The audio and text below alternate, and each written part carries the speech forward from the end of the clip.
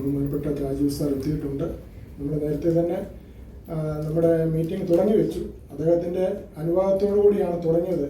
എന്നു വെച്ചാൽ അത് പല പല പരിപാടികളാണ്. ഇന്ന് കേരള പിറവി ദിനമാണ്. എങ്കിലും നമ്മുടെ ഈ പരിപാടിക്ക് അദ്ദേഹം ഇവിടെ എത്തി നമ്മുടെ ഉദ്ഘാടനം ചെയ്തതിനകത്ത് അദ്ദേഹത്തിനോട് ഞങ്ങൾക്ക് ഇന്നും കടപ്പാടുണ്ട്. അതിന് ഞങ്ങൾ ഓരോ ആൾക്കാരും ഇതിനകത്ത് ഒരു കടപ്പാട് എന്നും കടപ്പാട് അറിയിക്കുന്നവരായിരിക്കും. ജീവജലം എന്ന ഈ ബ്രാൻഡ് ഇന്ന് കേരളം ഉടനീളം കേരള പിറവി ദിനമായി ഇന്ന് ഉദ്ഘാടനം ചെയ്യാൻ എത്തിയത് ഞങ്ങളുടെ ഒരു ഭാഗ്യമായിട്ട് ഞങ്ങൾ കണക്കാക്കുന്നു. അതായത് കേരളം മൊത്തം കേരളം ജീവജലം കൊടുക്കാനുള്ള ഒരു കാരണം എന്തെന്ന് പറഞ്ഞാൽ പരിശുദ്ധിയുടെ കാര്യത്തിൽ ഞങ്ങൾ ഇനി മറ്റൊരു ഇടനിലക്കാരെ ഇല്ലാതെ പരിശുദ്ധിയുടെ ഞങ്ങൾ ഡയറക്റ്റ് കേരളം മൊത്തം 40 രൂപ നിരക്കിൽ കേരളം മൊത്തം ശുദ്ധമായ ജലം എത്തിക്കുക എന്നാണ് ഞങ്ങളുടെ ലക്ഷ്യം. അല്ലാത്ത അതിനകത്ത് യാതൊരു ലക്ഷ്യവുമില്ല. ഇപ്പം ഞങ്ങൾ കൊടുക്കുന്ന വെള്ളം ഡിസ്ട്രിബ്യൂട്ടർ മുഖാന്തരം ഒരു പക്ഷേ പോകുന്നു. ആ ഒരു ഡിസ്ട്രിബ്യൂട്ടർക്ക് ഞങ്ങൾ എതിരല്ല.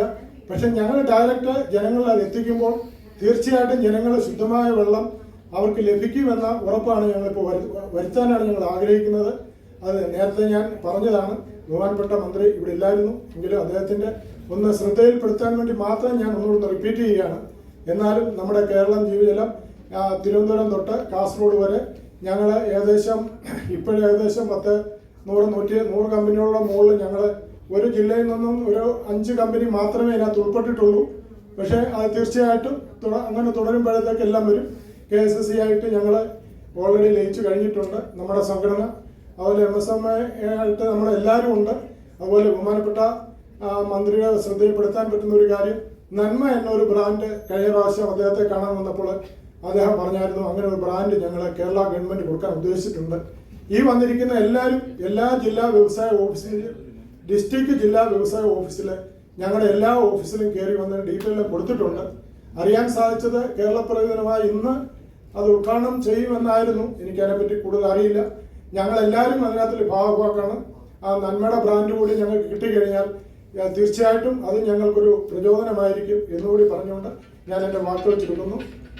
എല്ലാവർക്കും ഒന്നുകൂടെ നമസ്കാരം പറഞ്ഞുകൊണ്ട് ചുരുക്കുന്നു. ഓക്കെ,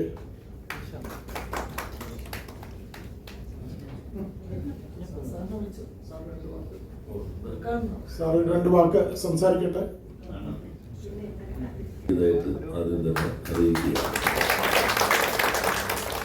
ഇതൊരു ക്ലസ്റ്റർ സ്വഭാവത്തിലുള്ള ഒരു മുൻകൈയാണ്. ജീവജലം വളരെ പ്രധാനപ്പെട്ടതാണല്ലോ. ഇപ്പോൾ കേരളത്തിൽ നിരവധി കമ്പനികൾ പ്രവർത്തിക്കുന്നുണ്ട്. എല്ലാവരും ചേർന്നുള്ള ഒരു കൂട്ടായ്മയായിട്ടാണ് ഇപ്പോൾ വന്നിട്ടുള്ളത്. ക്ലസ്റ്ററുകളുടെ പൊതു സ്വഭാവം ചിലപ്പോൾ ഇതിനകത്ത് ഉണ്ടാകണമെന്നില്ല. ക്ലസ്റ്ററുകളുടെ പൊതു സ്വഭാവം എന്നുള്ളത് common facility centre, common testing centre, common ആയിട്ടുള്ള പ്രൊക്യൂർമെൻറ്റ്, മാർക്കറ്റിംഗ് മാത്രമായിരിക്കും ഇതിനകത്തൊരു ക്ലസ്റ്റർ സ്വഭാവം. എല്ലാവരും ചേർന്ന് ഒരു മാർക്കറ്റിങ്ങിലേക്ക് വരും. അതിന് മുൻകൈ എടുത്ത എല്ലാവരെയും ഞാൻ ഈ സന്ദർഭത്തിൽ പ്രത്യേകം അഭിനന്ദിക്കുന്നു. ഗവൺമെൻറ്റിൻ്റെ കേരള ബ്രാൻഡ് നമ്മൾ ആദ്യം വെളിച്ചെണ്ണയ്ക്കാണ് കൊടുത്തത്. നല്ല പ്രതികരണം ഉണ്ടാക്കി. അതിന് പ്രോട്ടോക്കോളുണ്ട്, ക്വാളിറ്റി പ്രോട്ടോക്കോളും എത്തിക്കൽ പ്രോട്ടോക്കോളും ഉണ്ട്. ഇനി ഒരു 10 എണ്ണത്തിനാണ് ഇന്നിപ്പോൾ കേരളപ്പിറവി പല തിരക്കുകളുടെ കൂട്ടത്തിൽ വേണ്ടെന്ന് വെച്ചിട്ടുണ്ട്. അടുത്ത ദിവസം അതിൻ്റെ ബാക്കി പ്രഖ്യാപനങ്ങൾ വരും. 10 പുതിയ പ്രൊഡക്റ്റുകൾ കൂടി ഇതിലേക്ക് വരികയാണ്. നമ്മുടെ നന്മ അത് വിപുലമായ ഒരു സ്റ്റേക്ക് ഹോൾഡേഴ്സ് മീറ്റിംഗ് ഉണ്ടായിരുന്നു കൊച്ചിയിൽ വെച്ച്. ഞാനും അതിൽ പങ്കെടുത്തിരുന്നു. ഈ മേഖലയിലുള്ള വ്യവസായ സംരംഭകരുടെയും മറ്റ് ക്വാളിറ്റി മേഖലയിൽ പ്രവർത്തിക്കുന്ന റെഗുലേറ്ററി അതോറിറ്റി എല്ലാവരുടെയും അഭിപ്രായങ്ങൾ കൂടി പരിഗണിച്ചിട്ടാണ് നമ്മളിപ്പോൾ അതിൻ്റെ പ്രോട്ടോകോൾ ഫൈനലൈസ് ചെയ്തിട്ടുള്ളത്. അധ്യക്ഷൻ പറഞ്ഞാൽ എല്ലാവരും അപേക്ഷിച്ചിട്ടുണ്ട്. പക്ഷെ ആർക്ക് കിട്ടുമെന്ന് എനിക്ക് പറയാൻ പറ്റില്ല. അത് മാനദണ്ഡം അനുസരിച്ച് ആരൊക്കെ വരുന്നോ അവർക്കെല്ലാം ഈ ബ്രാൻഡ് കിട്ടും. എല്ലാ മേഖലയിലാണ്. ഇപ്പോൾ നമ്മുടെ ബ്രാൻഡാണിത്. കൈത്തറി കേരള കൈത്തറി, കേരള ഖാദി നല്ല രീതിയിൽ മാർക്കറ്റ്, കേരള കൊയർ, അതിപ്പോൾ നമ്മൾ ആലപ്പുഴ കൊയർ, കൊല്ലം കാഷ്യൂ പുതിയ ബ്രാൻഡുകൾ വിപണിയിലേക്ക് വരുന്നുണ്ട്. അപ്പോൾ അതും നിങ്ങൾക്ക് എല്ലാവർക്കും ലഭ്യമാകട്ടെ എന്ന് ഞാൻ ആശംസിക്കുന്നു. അപ്പോൾ മിഷൻ 1000 സംരംഭങ്ങൾ ശരാശരി 100 കോടി ടേൺ ഓവറുള്ളതാക്കി മാറ്റുന്ന പ്രക്രിയ, അതിപ്പോൾ 444 നമ്മൾ അംഗീകരിച്ചു. അടുത്ത മീറ്റിങ്ങോടുകൂടി അതിൽ 560 അതിലേക്ക് എത്തും എന്നാണ് പ്രതീക്ഷിക്കുന്നത്. അപ്പോൾ 1 ലക്ഷം കോടി ടേൺ ഓവറുള്ള 1000 സംരംഭകർ. ഇപ്പം നമ്മൾ പുതിയ ഒരു മിഷൻ കൂടി ഇപ്പോൾ ചർച്ച ചെയ്ത് കൊണ്ടിരിക്കുകയാണ്, മിഷൻ 1 lakh. ഇപ്പോൾ ചെറിയ സംരംഭങ്ങളായിരിക്കുമല്ലോ കൂടുതൽ, 50 ലക്ഷം 60 ലക്ഷമൊക്കെ ടേൺ ഓവറുള്ളത്. 50 ലക്ഷത്തിൽ കൂടുതൽ ടേൺ ഓവറുള്ള 1 ലക്ഷം സംരംഭങ്ങളെ നമ്മൾ 1 കോടി ടേൺ ഓവറുള്ളതാക്കി മാറ്റും. എന്നിട്ട് നമ്മൾ മാറ്റുന്ന ആവശ്യം ഫെസിലിറ്റേറ്റ് ചെയ്യും. അപ്പോൾ അങ്ങനെ വരുമ്പോൾ 1 ലക്ഷം സംരംഭങ്ങൾ 1 കോടി ടേൺ ഓവർ എന്ന് പറഞ്ഞാൽ 1 ലക്ഷം കോടി ടേൺ ഓവറായി.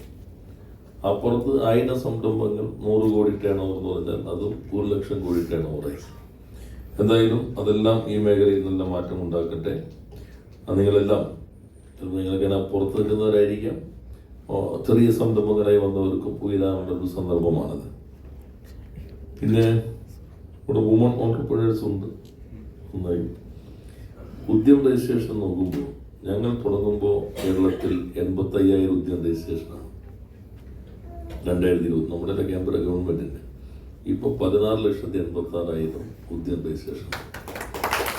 ഇതെല്ലാം പുതിയതാണെന്ന് നമുക്ക് പറയാൻ പറ്റില്ല. നമ്മളൊരു 4 ലക്ഷമാണ് പുതിയതായിട്ട് കാണുന്നുള്ളൂ, ബാക്കി പലതും രജിസ്റ്റർ ചെയ്ത് വന്നതാണ്.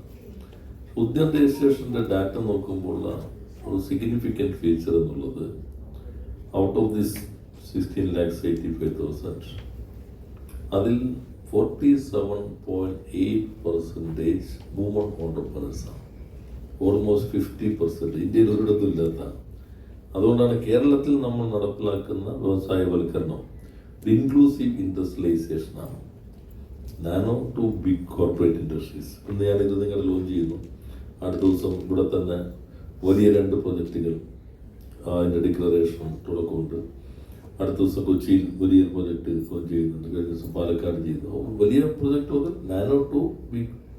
ഒപ്പം തന്നെ സോഷ്യലായ എല്ലാ സെക്ടേഴ്സും, സ്ത്രീകൾ, SC/ST, OBC, മൈനോറിറ്റി എല്ലാവരും ഈ ഇൻവെസ്റ്റർ കമ്മ്യൂണിറ്റിയിലേക്ക് വരുന്നുണ്ട്.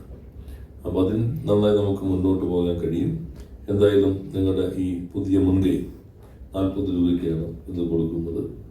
എല്ലാ തുടക്കങ്ങളും ആവേശകരവും ആഹ്ലാദകരവുമാണ്, തുടർച്ചയാണ് ദുഷ്കരം.